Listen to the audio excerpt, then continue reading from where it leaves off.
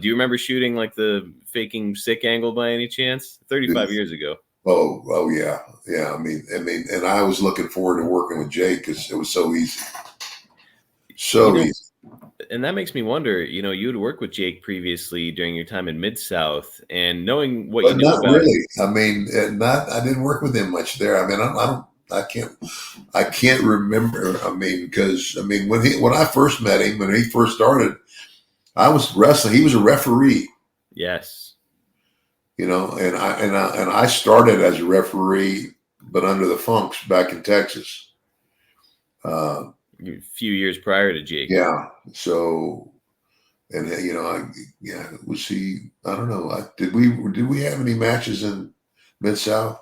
You did a handful, and actually, so you and Jake would have been heels at around the same time. But then, near the end of 1985, Jake and the DDT had turned Jake babyface. It was getting so over with the crowd. So you and Jake actually worked at a stadium show. I can't remember where it was, but you were outdoors and had a match against him.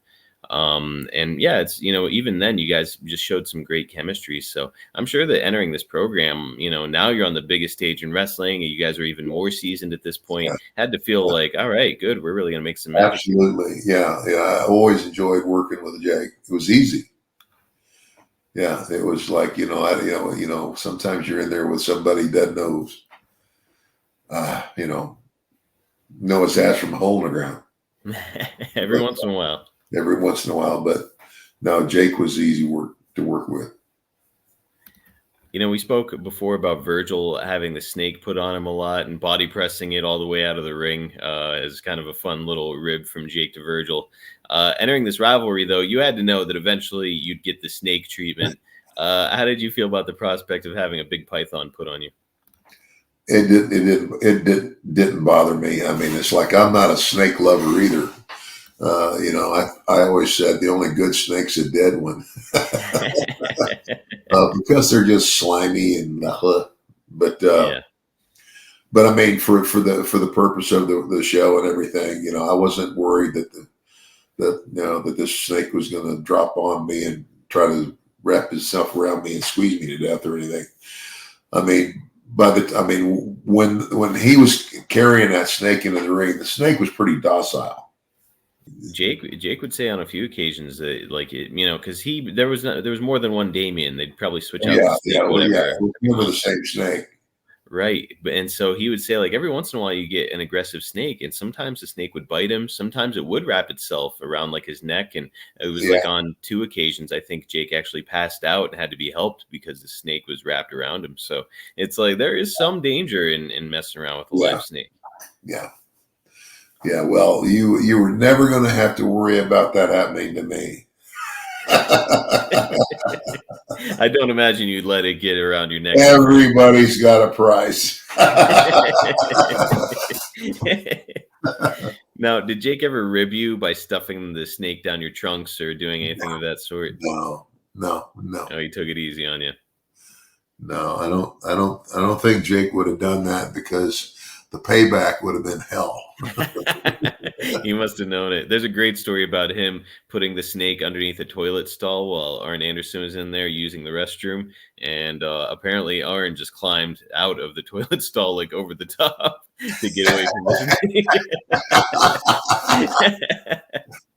Oh, wow. I didn't hear that one. What a character.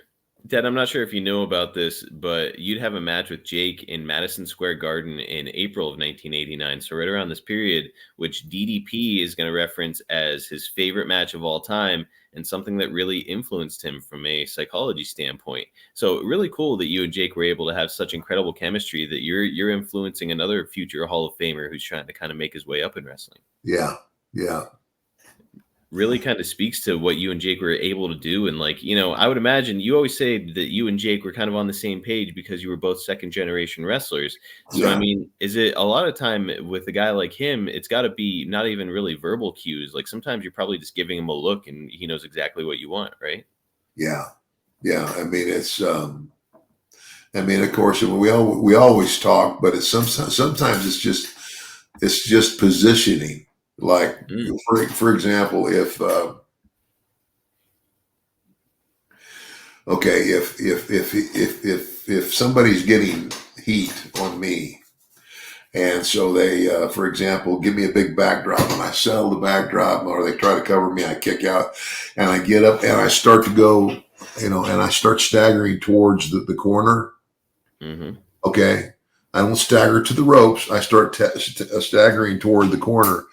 Well, that's just an impromptu to say, okay, come grab me by the hair and run my head into the turnbuckle. Ah. Okay. And so then when they do that, sometimes I would do that and just do it again and call something else. But sometimes after that headshot, I would just swing around and lay myself in the corner with my back in the corner.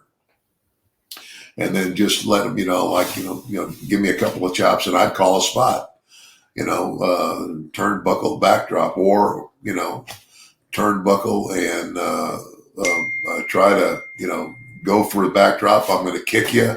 I'm going to go for their elbow. You move out of the way and get it again. Love it. Yeah. Especially now that I'm training in wrestling, it's so cool to hear this kind of stuff and this insight and the small nuance things, because man, there's a lot of stuff out there that you have to do. Like, you can't just play in a match. You have to call a lot of it right then and there on the spot. Yeah. Yeah. And, and I see so many guys today, they try to sit down and outline a match from bell to bell, and it just doesn't work. Because you can do something one night in front of a crowd and you get a great response. Now you do the same thing somewhere else, in front of a different crowd, and if they don't respond the way you expect them to, because they don't always, then you have to be able to think on your feet and shift gears. Yes. Because it's not always going to work. So, because every crowd's different.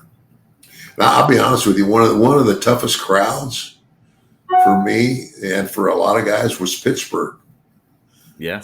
Oh my gosh, it was like, I would go like, what do I have to do? Slit this guy's throat to make him mad? Well, that's not super encouraging. I'm going to be working in front of Pittsburgh crowds soon. So